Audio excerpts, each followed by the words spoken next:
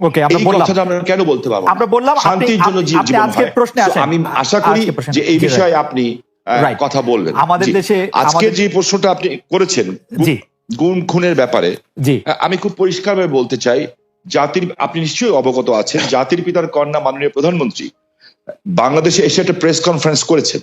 এই প্রেস কনফারেন্সে উনি গুম প্রসঙ্গে জাতির পিতা, আমি পেপারের কাটিং থেকে বলছি, মানে রেকর্ড করে বলছি, গুম প্রসঙ্গে জাতির পিতা কন্যা শেখ হাসিনা বলেন, কয়েকটি আন্তর্জাতিক সংস্থা গুম খুন নিয়ে কথা বলে, গুমের হিসেবে দেখা যায় গেল সবচেয়ে বেশি গুম জিয়াউর রহমানের আমলে, তারপর থেকেই তো চলছে। আমরা যখন তালিকা চাইলাম ৭৬ জনের নাম দেওয়া হলো, এর মধ্যে এমনও আছে আরেকজনকে শায়েস্তা করতে মাকে লুকিয়ে রেখেছে, কেউ বোনকে লুকিয়ে রেখেছে, আবার দেখা গেছে একজন ঢাকা থেকে খুলনা চলে গেলে। প্রধানমন্ত্রী শেখ হাসিনার বক্তব্য কি আপনার বক্তব্য? প্রধানমন্ত্রী শেখ হাসিনার বক্তব্য কালকে আমরা শুনেছি, আমরা রিপোর্ট শেষ করতে দিলে। জি জি জি, আপনি শুনেছেন, আপনার সমস্ত দর্শক তো শুনে নেই, তাই না?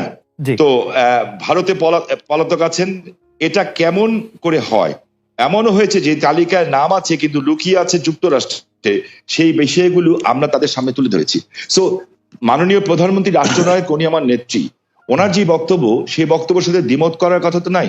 যেমন বিএনপির নেতা সালাউদ্দিন সাহেব, ওনাকে গুম করা হয়েছে, খুন করা হয়েছে বলা হলো, ঠিক আছে, তো বিএনপি নেতা সালাউদ্দিন সাহেবকে তো পাওয়া গেল ভারতে। আপনি লক্ষ্য করে দেখেন, যেমন আমার বন্ধু সহযোদ্ধা ইলিয়াস আলীকে নিয়ে এখনো কথা হচ্ছে। আমার কাছে রেকর্ড আছে যে মির্জা আব্বাস সাহেব বলেছিলেন তখন যে ইলিয়াস আলীর সাথে বিএনপির তৎকালীন অর্থমন্ত্রী, মরহুম অর্থমন্ত্রী, আল্লাহকে বেহেশত নসিব করুক, সাইফুর রহমান সাহেবের অন্তর্দ্বন্দ্ব আছে, এটা একটি অন্তর্দ্বন্দ্বের শিকার। এই যে কথাগুলি আছে, সো কোনো জিনিস ফাইনালি না হওয়া পর্যন্ত, বিচার বিভাগ দ্বারা মূল্যায়িত না হওয়া পর্যন্ত আপনি তো বলতে পারি না who is guilty and who is wrong. Shaheen ভাই, আমি আপনাকে একটু, আপনি কি বলেন খুনের কথা, রাইট, জি বলেন। জি, আপনি নজরুল ইসলাম সহ নারায়ণগঞ্জের র্যাবের ক্ষেত্রে আপনি স্পষ্ট বলেছিলেন যে র্যাব এরকম অনেক কাজ করছে, নারায়ণগঞ্জে করছে। জি, সেটি আপনি একটু যদি বলেন যে আপনি এখনো এরকম মনে করেন। আমি বলতে চাচ্ছি, দেখেন, যখন নারায়ণগঞ্জে 7 মার্ডার হলো, আমি কিন্তু উইদিন 45 মিনিটসের মধ্যে, 45 মিনিটের মধ্যে দেশের সর্বোচ্চ জায়গায় আমি এই খবরটা পৌঁছে দিই, কারণ আমার কাছে খবর এসেছিল যে এই ঘটনা র্যাব দ্বারা সংগঠিত হয়েছে, র্যাবের কিছু মানুষ দ্বারা সংগঠিত হয়েছে, এই মেজর আরিফ সহ এরকম যারা আছে। হ্যাঁ, এবং আমি বিষয়টাকে আগের থেকে আজ করছিলাম যে এরকম কিছু একটা ঘটনা ঘটতে পারে, বিকজ তারা ডিস্ট্র্যাক্ট হয়ে গেছিল, যেহেতু আমি এলাকার মানুষ, আমাকে সবকিছু খবর রাখতে হয়, এবং আমি স্বরাষ্ট্রমন্ত্রী মহোদয়কেও জানিয়েছিলাম বিষয়টা যে something is going on, but এত বড় দুর্ঘটনা হবে এটা আমি বুঝতে পারিনি। কিন্তু দেখেন, যখন এই ঘটনা ঘটলো, আমি কিন্তু আমার ভয়েস রেজ করেছি, এবং এই জন্য আমার জীবনের শঙ্কা ছিল, কিন্তু আমি সমর্থন পেয়েছি কার? আমি সমর্থন পেয়েছি জাতির পিতার কন্যা মাননীয় প্রধানমন্ত্রী শেখ হাসিনার। এবং তখন যখন র্যাবের যারা ঊর্ধ্বতন কর্মকর্তা ছিলেন, তারা আমাকে তখন ভুল বুঝেছিলেন, কিন্তু 48 ঘন্টা পার হতে হতে ওরা যখন তদন্ত করে দেখলেন যে আমার কথা সত্য, তার পরিণতিতে কিন্তু সাবজেক্ট এইটা যে খুন হয়েছে এটা সত্য, এইটার চেয়েও বড় সত্য হচ্ছে এত বড় বড় উচ্চ পদস্থধারীরা এখনো কিন্তু জেলখানায় আছেন, এবং অনেকের যাবজ্জীবন হয়েছে, অনেকের ফাঁসি হয়েছে। শামীম ভাই, আপনাকে শুধু অপরাধ হবে, কিন্তু বিচার হবে কিনা সেটি দেখার বিষয়। শামীম ভাই, আপনাকে প্রশ্নটি করে রাখি, আমি ফারুক ভাইকে শুনে এসে আপনাকে শুনবো। প্রশ্নটি হচ্ছে যে আপনি নারায়ণগঞ্জের 7 মার্ডারের ক্ষেত্রে যেরকম ভয়েস রেজ করেছিলেন, আইন শৃঙ্খলা রক্ষাকারী বাহিনীর সর্বোচ্চ কর্মকর্তা যারা ওইখানে নারায়ণগঞ্জে ছিলেন তাদের সবার বিরুদ্ধে এরকম কোনো সিচুয়েশন আর এই গত 4-5 বছরে হয়েছে কিনা যে আপনি ভয়েস রেজ করতে পারতেন?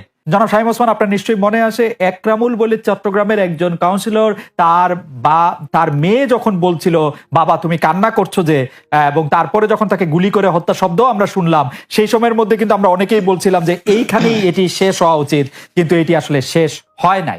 জনাব শামীম ওসমান। জি, আমি আপনার সাথে 100% একমত। আমি কোনো অবস্থাতে একজন মানুষ হিসাবে, পৃথিবীর 800 কোটি মানুষও যদি চায় একজন মৃত মানুষকে জাগিয়ে তুলবে, তা তো জাগিয়ে তুলতে পারবে না, তাই না? তো একজন মানুষকে আমি গুম করে দিব, খুন করে দিব, এই বিষয়টাকে আমি একজন মানুষ হিসাবে, আমি যদি মৃত্যু হয়ে যায় আমার, আমি কোনোদিন এটাকে সাপোর্ট করব না।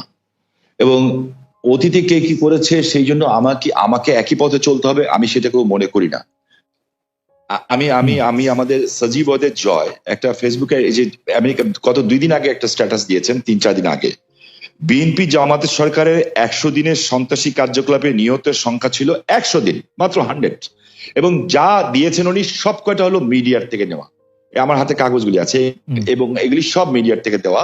এবং উনি ওইখানে বলেছেন 100 দিনে নিহতের সংখ্যা ছিল 1200, ধর্ষণের ঘটনা গড়ে প্রতিদিন 4টি, খুনের সংখ্যা গড়ে প্রতিদিন 6 জন।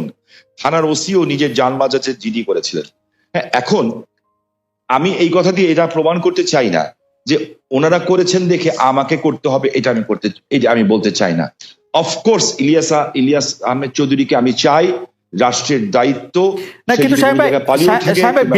কিন্তু বিএনপির কথা এখানে না থাক, আপনি আমাকে বলেন তো যে গত 20 বছরের মধ্যে এরকম কখনো হয়েছে যে আন্তর্জাতিকভাবে বাংলাদেশের যারা বাহিনী আছে তাদেরকে এই গুম খুন তারপরে হচ্ছে বিচার বহির্ভূত হত্যাকাণ্ড তাদের জন্য আসলে স্যাংশন দেওয়া হয়েছে, প্রশ্ন তুলেছে, এরকম 20 বছরের মধ্যে এরকম ঘটনা কখনো ঘটেছে নাকি আন্তর্জাতিক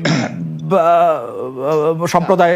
এইটার উত্তর কিন্তু আমাদের সাবেক আইজিপি সাহেব, আপনি যে প্রশ্ন করেছেন ডক্টর বেনজির আহমেদ, উনি কিন্তু খুব আমেরিকাতে বসেই এই প্রশ্ন উত্তর দিয়েছেন এবং উনি 3টা লবিস ফার্মের নামও বলেছেন এবং এই লবিস ফার্মের মাধ্যমে কিভাবে এই তথ্য বিকৃত করা হয়েছে সেই কথাটাও কিন্তু উনি বলেছেন।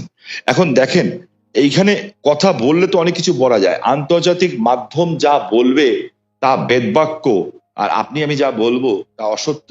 কিন্তু সাহেব, আপনি আমি যা বলবো তা অসত্য বা বেদবাক্য না হলেও মানে আমাদের কি খালি সরকারের কথাই বিশ্বাস করতে হবে? আমরা বিএনপির কথাও বিশ্বাস করতে পারবো না, কোনো মানবাধিকার সংস্থার কথা বিশ্বাস করবো না, বিদেশের কথা বিশ্বাস করবো না, আমাদের খালি সরকারের কথাই বিশ্বাস করতে হবে? আমরা যেটা চোখে দেখবো এবং যেটা বুঝবো সত্য, আমরা সেটাকেই বিশ্বাস করব এবং সেটাকে বিশ্বাস করা উচিত। আমি আপনাকে একটা জিনিস স্পেসিফিক্যালি বলতে চাই খুব পরিষ্কার ভাবে, আমি একজন হিউম্যান বিং হিসাবে আমি কোনো ধরনের হত্যাকাণ্ডকে আমি সমর্থন করি না এবং করা উচিত, তাহলে আমি মানুষ হিসেবেই গণ্য হব না। এখানে একটা লিস্ট আছে আমার কাছে, বিশাল লিস্ট। আমাদের IB Rahman, SM Kibria, Asadullah master, Momtaz ভাই, গোপাল কৃষ্ণ মুহুরী, অধ্যাপক হুমায়ুন আজাদ, অধ্যাপক ইউনুস, এরকম দেশ বরেণ্য ব্যক্তিদের নামের লিস্ট আছে আমার কাছে এখানে প্রচুর, যেগুলি এবং ইভেনচুয়ালি ফারুক ভাইদের সময় ব্রিটিশ হাই কমিশনার যখন শাহজালাল বাবার মাজারে গেছিলেন, ওনার উপরে বম ব্লাস্ট হয়েছিল, ওখানে কিন্তু মানুষ মারা গেছিল। কিন্তু আপনি কিন্তু বিএনপির আমল থেকে আসতেই পারতেছেন না, আপনি বিএনপির আমলেই থাকতেছেন, আপনি এই আমলে আসেন যে আমলের মধ্যে জাতিসংঘ হচ্ছে বাংলাদেশের 4 জন বাহিনী প্রধানকে আসলে স্যাংশন দিয়েছে, জাতিসংঘ প্রত্যেকবার বলছে এটার কথা, আন্তর্জাতিক মানবাধিকার সংস্থাগুলি বলছে, বাংলাদেশের আওয়ামী লীগ ছাড়া সবাই বলছে।